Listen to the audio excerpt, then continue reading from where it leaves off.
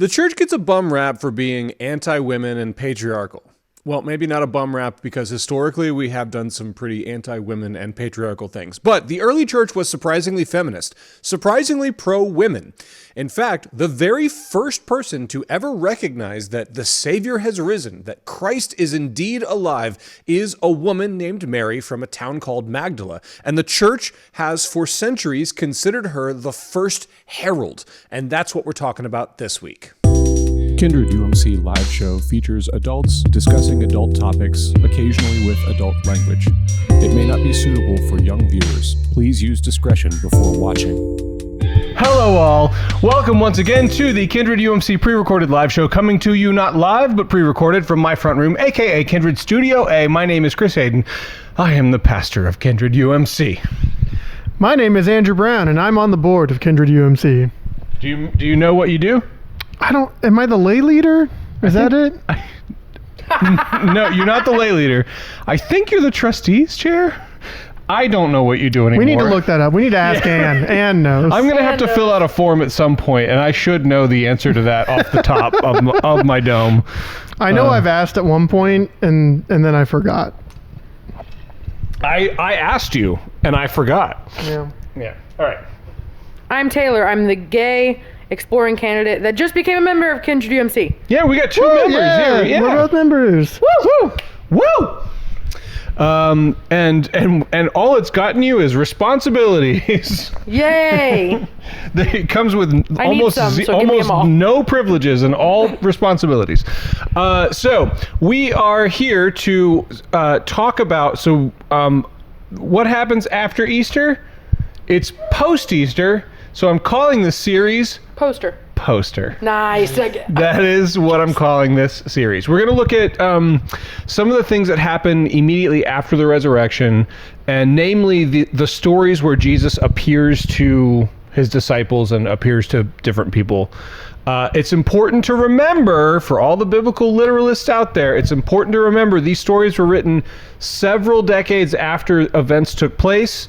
They often, within the four Gospels, disagree with each other on the details. So we're not reading this literally. What we're doing is we're asking ourselves, why did the writer of, in this case, John, why did the writer of the Gospel of John choose to tell the story in this way, especially in contradicting, like countering maybe as a critique maybe about the other Gospels. So it's not a good way to read the Bible to say, why did Jesus say that? It's a good way to read the Bible to say, why did John write the story where Jesus says it like that? That's what we're talking about. And that's going to be important for the whole series. So keep that in mind. We are going to be reading Mary Magdalene. This is Easter Sunday. This is the day of the resurrection. And this is from the Gospel of John. Uh-oh, my bookmark's gone awry. Oh no. Okay. John chapter 20 verses 1 through 19, I think. Strap in, folks. And I will say, so the Gospel of John is, and we don't even know that his name's John. We just say John because he doesn't name himself. It's not like John by John. It's not like he never names himself John. That's just kind of a thing that happened historically. He's one of the best writers in all of history. He's, aside from maybe Paul, he's maybe one of the most important Christian theologians that ever lived. It's like Paul maybe, and then John, and then Origen, and then you get into and if you don't know who those are, don't worry, I'm just showing off my nerdery right now. Anyway, the whole point is that John is a really, really important theologian. He wasn't a guy that walked around with Jesus. He wasn't a guy that was there. He didn't witness this firsthand. What he is one of the most brilliant theologians that ever lived and shaped the way that we understand who God is and how we relate to God, maybe more than any other human in history. So aside from Jesus, obviously. So pay attention to what he's saying and why he's saying it, give heed. So here we go. This is the day of the resurrection before Jesus has resurrected. John chapter 20, verses 1 through 19. Early on the first day of the week, that would have been Sunday, Early on the first day of the week, while it was still dark, Mary Magdalene, by the way, is like Mary the Magdalene, kind of like I'm Chris the Floridian. She's Mary of the city Magdala. So it's not her last name, it's where she's from. So, while it was still dark, Mary Magdalene came to the tomb and saw that the stone had been removed from the tomb. So she ran and went to Simon Peter and the other disciple, the one whom Jesus loved. We assume that's John, because it's the gospel of, like, that's where we get John from. The one whom Jesus loved, and said to them, "They've taken the Lord out of the tomb, and we do not know where they've laid him." Then Peter and the other disciple set out and went toward the tomb. So when Mary sees let's talk a little bit about architecture for a second, or archaeology, I guess. I told you wrong things about tombs, so let's correct it. Early ancient Jewish tombs around this era, they would have been like carved out caves where they buried the bodies. And they literally made like a giant cylinder, well, I guess thin cylinder, but like a giant circle. Like a disc. Yeah, disc, yeah. And it would roll in front of the cover to the cave.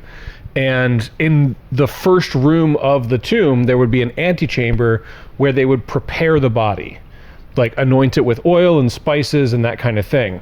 Jesus died on a Friday, and so they couldn't prepare the body because Saturday is the Sabbath and you're not allowed to do any work on the Sabbath.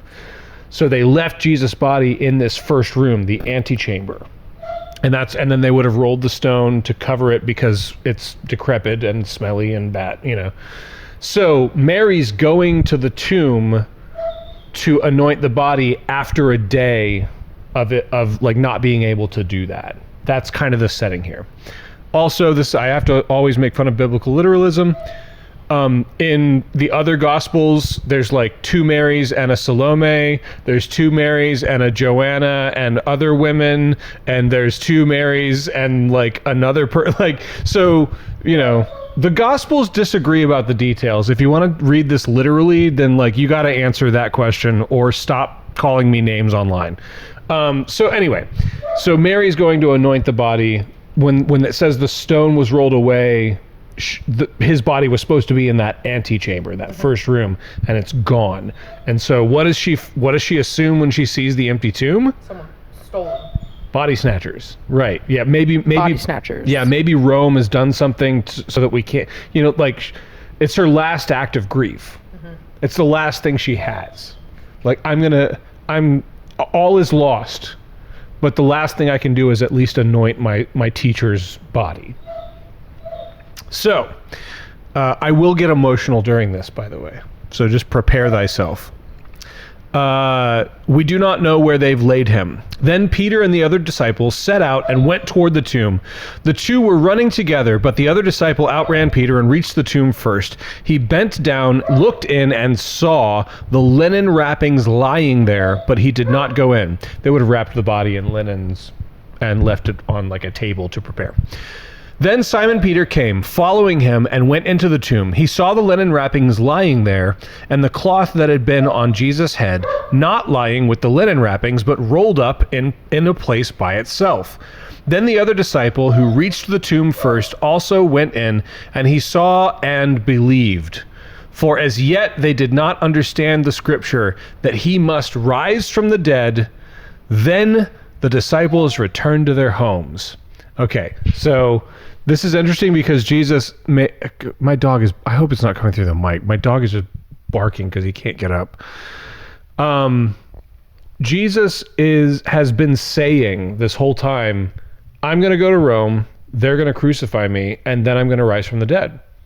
Like in very plain language. He's just been saying this over and over He's again. like, I'm going to get got and then I'm going to get them got. Yeah, like and they never believe him. They never like treat it seriously.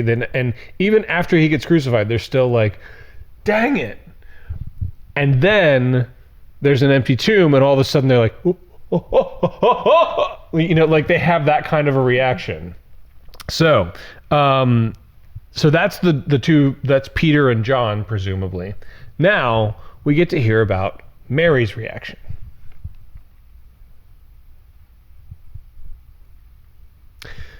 So the disciples returned to their homes, but Mary stood weeping outside the tomb.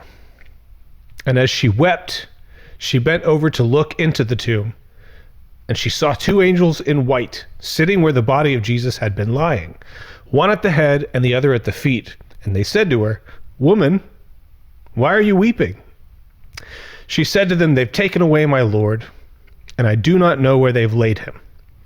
When she said this, she turned around and she saw Jesus standing there, but she did not know that it was Jesus. And Jesus said to her, "Woman, why are you weeping? Whom are you looking for?" Supposing him to be the gardener, she said to him, "Sir, if you have carried him away, tell me where you have laid him, and I will take him away." Again, this is her last act of grief. All is lost. Then Jesus said to her, "Mary." She turned and said in Hebrew, "Rabboni," which means teacher. And Jesus said to her, "Do not hold on to me." A better interpretation, a better translation is "do not cling to me." Other translations say "do not touch me," and that's right out wrong. That doesn't feel right. Yeah, no, it's like, don't hold me here.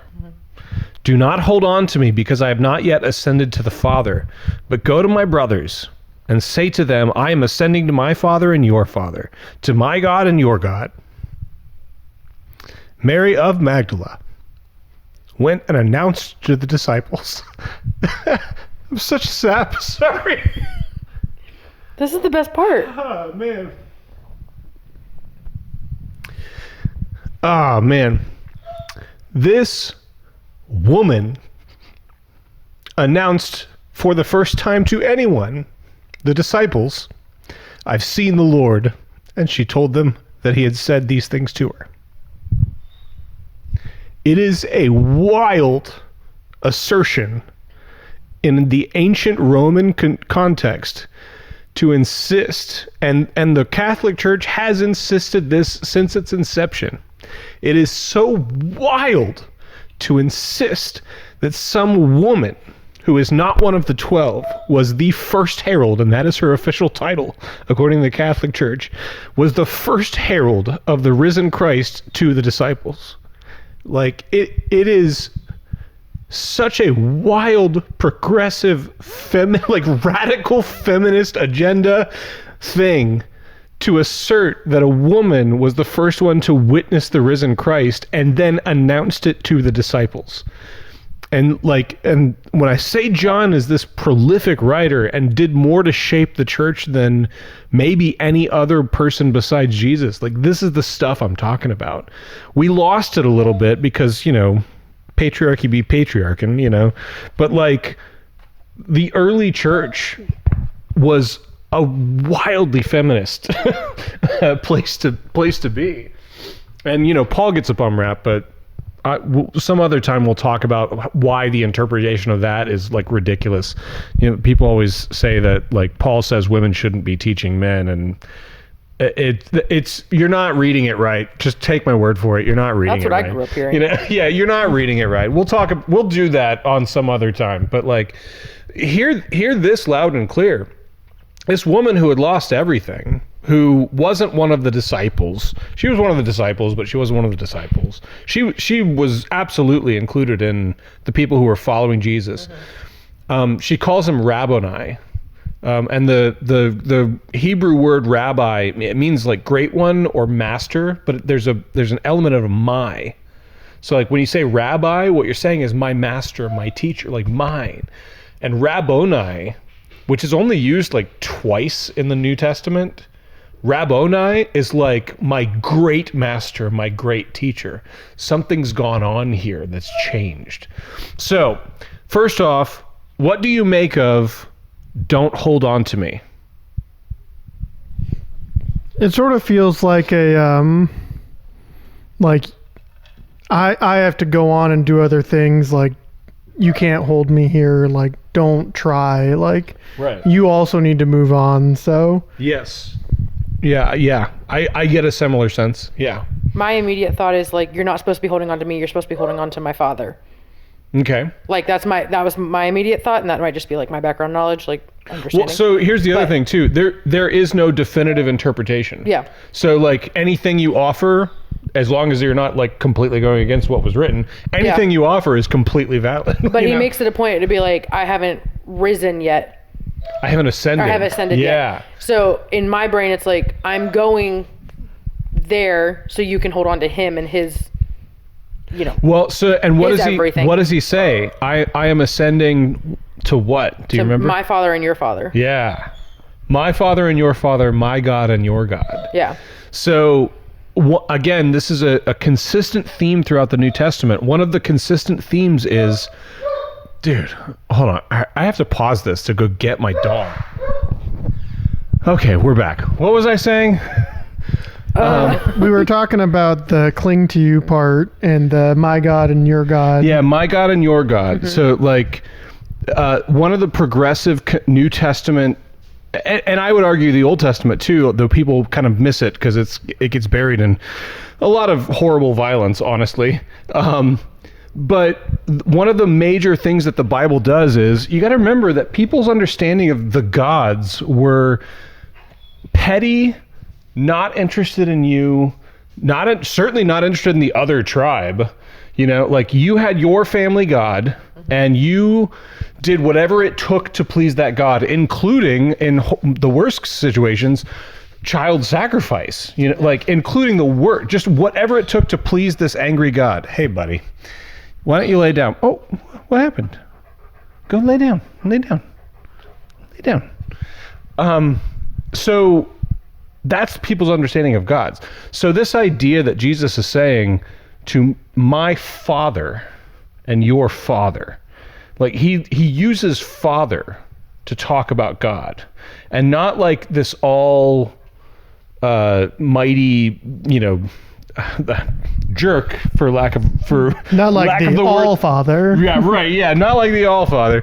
But this like a genuine, like a father, like a personal connection. That's how he describes God. And he says, my father, your father, my God, your God. And there's also something about it because John uniquely asserts the divinity of Jesus more so than any other gospel. And so there's something about this is Jesus inviting people into a very new, profound way of relating to God. Yes, you in the back with a question. There's also this level of like, Jesus is constantly putting himself on the same level as regular people. So there's also this like layer of like, no, I'm with you and you're with me. Right. In a very patriarchal context, but there's also like, he's not only my God and he doesn't only respond to me, he responds to you and you're a part of that as well. Yes. So there's a very like relational like leveling that he's like, no, it's not just me and it's not just you, it's us. Yeah, it's revolutionary too. It like this is one very inclusive. Yes, this is one of the ideas that absolutely changed the world. This understanding of God being for everyone, regardless of status, regardless of gender, regardless of, and I think we can extend it by interpretive lens, regardless of like sexual preference, regardless of past history, regardless of level of abuse, regardless of skin tone or ethnicity, like regardless, like any worldly divisive thing you can come up with, Jesus asserts my father, your father. My father, your father, my God, I'm going, and then later in John, there will be language that we use at funerals. I'm going to prepare a place for you. And if I go, I wouldn't say so if I wasn't going to welcome, like there's this language of like, you are in, you are in, you're a part of this to everyone. And that is a wild and revolutionary idea. So, we are getting close. It's hard to talk about John because there's so much depth here going on. I talked about the Rabboni thing. She doesn't recognize him until he says her name. What do you make of that? It is hard to think about, but I mean, it's again, and remember, it was a day later. The lens we're thinking about this is, why did John write it that way? Because John wasn't there. He doesn't know. He didn't interview Mary Magdalene. He's writing a story this way to tell a church about who Jesus is. So why do you think he's writing this story this way? My first thought was like, is he a zombie? But like, I know that's just like far-fetched. So just looks real messed up. We're going to talk about that next week. One of the concerns is Jesus a ghost? When they start talking about resurrection, they're like, he's not resurrected, he's a ghost. And they have to address it. Why do you not recognize him? Because he's a zombie. They do have to address it. Yeah. No, we gotta address the facts. Luke does it, and then John will do it, and we'll talk about it next week. Well, some of it, I imagine, from the John, the author point of view, it's a little bit of building suspense, because obviously we're all very familiar with the story, so we knew exactly who it was going to be, but people that weren't at the time. Well, and this would have been written to believers around 80 CE, so they would have known. It's not. They know the end of the story. Yeah. Oh, okay. So it's not like anybody's going to be surprised by what happens. Yeah. But I think there's something to dramatic I think there's a shock tension. factor. Yeah. Yeah. Maybe like a shock factor of like Mary being like, oh shit. Especially because that line, as you demonstrated, it was very powerful. Mary being like, Gardner, please just take me to him so I can, fulfill this final act. Like that would be powerful for people. So it's almost like an emotional thing. Yeah. When I was younger, my first interpretation was, well, he's at the entrance of the cave, so he's silhouetted, so she wouldn't recognize him. But I've since come to understand, I don't think that's John's point. And one of the reasons is because later, there are lots of stories where Jesus is not recognized by his disciples. And there's something about the early church's interpretation of this that actually is going on here. It's not just that it was like some technicality. Mary doesn't recognize him. And then when she does, Jesus says, don't hold on to me. I have to ascend. And I think there's something here that John in particular, and other gospel writers, but John in particular really emphasizes it. Something has changed. We are in a different era. And the nature of that era is the my father, my God, your God. We've gone from sacrifices in the temple and a priestly class and a veil that literally separates the tabernacle, where like the holy of holies, where God actually dwells, and only certain people can go in there. And it says when Jesus was crucified, the veil was torn. Mm-hmm. And then he appears to Mary, who is, man, you talk about the priest, the highest of the high, and he appears to this freaking woman, and that's his chosen first. And he calls her by name, and she doesn't recognize him because something is different now. The veil has been torn. And he says, I have to leave now. I have to go. But I'm going to my Father and your Father. I'm going to a place where we all are together, and this matches with his language about the kingdom of heaven is here, the kingdom of heaven is at hand. Like there's a place where we can all truly belong and be in loving covenantal relationship together, and we don't have to have this legalistic understanding of who's in and who's out, but instead we are a family with one Father, and you are my. And he says the other thing that is oft overlooked: go tell my brothers.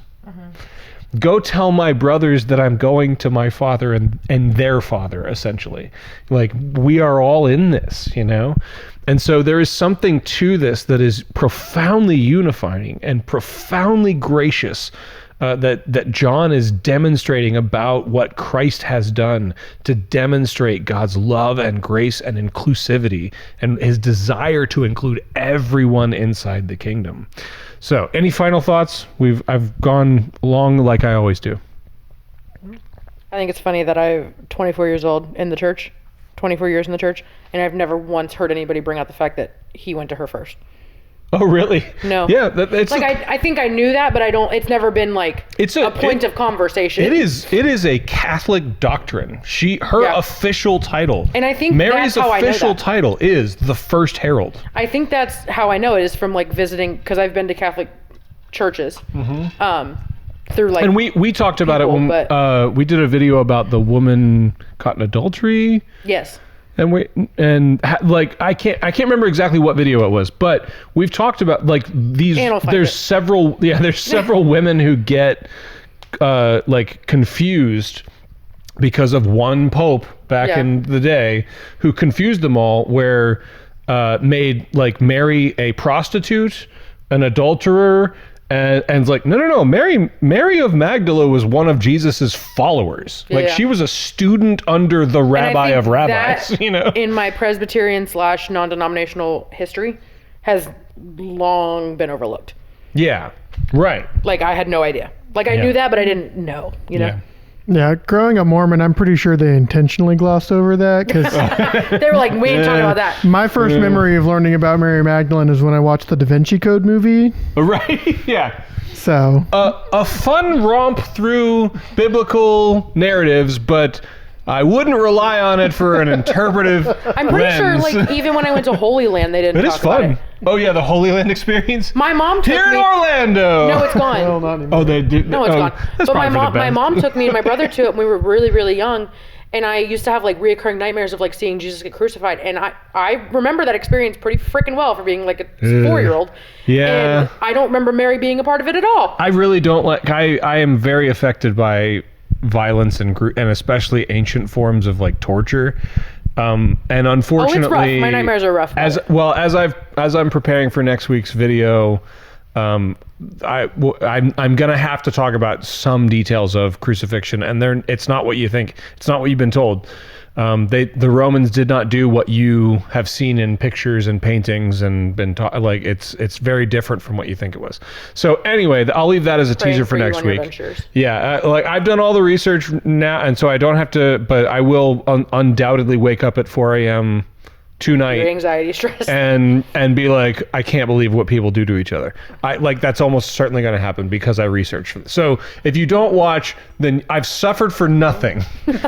May the Lord bless you and keep you. May the Lord make his face to shine upon you and be gracious unto you. May the Lord lift up his countenance upon you and give you peace. Amen. Amen. Amen. Woman. Oh, everybody. All y'all. All y'all.